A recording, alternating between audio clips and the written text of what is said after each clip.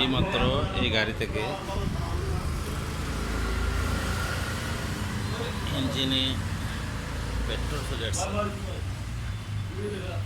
এই যে এগুলো হচ্ছে পেট্রোল, হ্যাঁ, টাঙ্কিতে খাসার আসার কারণে জাঙ্গার আসার কারণে জাঙ্গারগুলো পেট্রোলের সাথে কার্বোরেটরে ঢুকে যায়।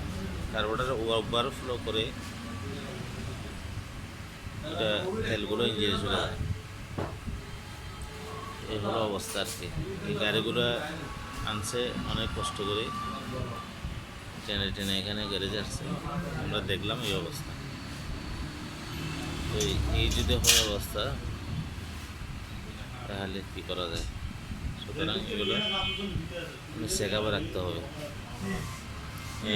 মনে রাখবেন যেন আমার গাড়ি কার্বোরেটর দিয়ে যদি তেল ভরে, এগুলো খেয়াল রাখবেন। গাড়ি বসে রাখলে তেল বন্ধ করে রাখবেন।